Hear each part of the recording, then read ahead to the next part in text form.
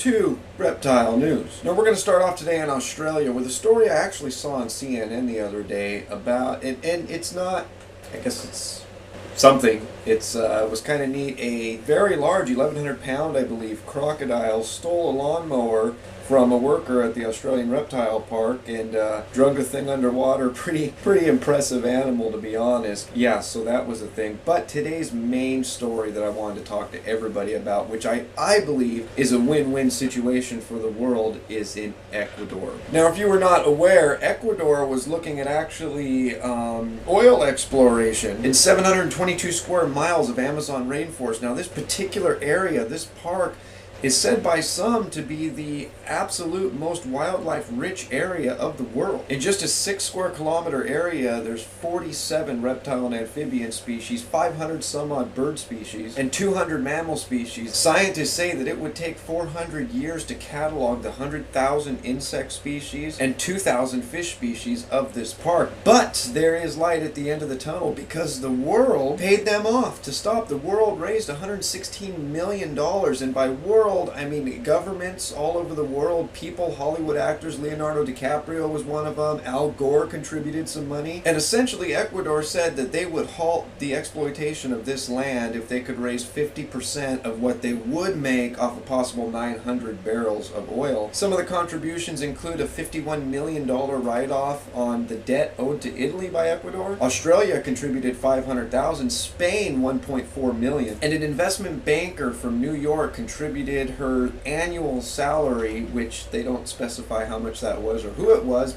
but awesome! I mean, it's important to note that all major conservation groups contributed nothing to save this rainforest, and I thought that's what they did, but a lot of people are saying that this is kind of, in essence, holding the world at ransom and making people pay to not do something. But if you ask me, it's awesome. I mean, you got to look at it this way. When we have so many Americans right now that are fighting against government and rich people, and governments and rich people just paid to save one of the most wildlife-rich areas of the world, I think that's conservation at its best. I want to know where all the major conservation groups are. And of course, for everybody cursing Ecuador about this, you have to understand Ecuador is taking a 50% loss on their possible revenue for exploring the oil reserves in this area. And I, of course, think that's a huge statement that, you know, they really do want to save this area, but at the same time they have to run their country and they're in some pretty big debt and they got to pay it. Now, of course, they are saying that this might set precedents for conservation in the future of countries being paid off to save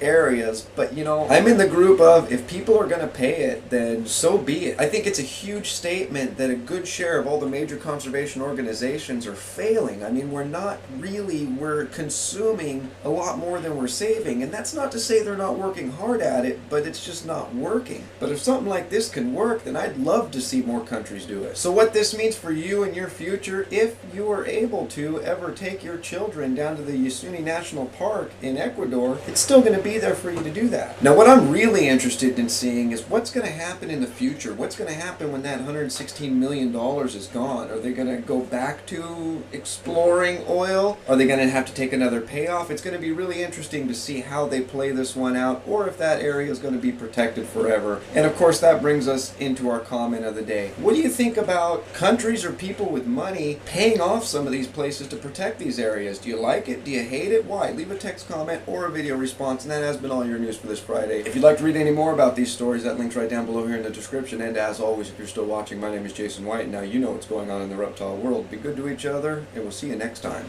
Well, hello everyone. It's been so long since I stood that far away from the camera. Anyway, I wanted to come on here. Something happened last night that really, wow, got me thinking. It's like, have you ever worked trying to figure something out? And I actually posted this message on Facebook last night, some of you might have seen it, and beating your head against the wall to try to figure something out, and you just couldn't figure it out, and then all of a sudden, like an arrow to the face, it just hits you. And I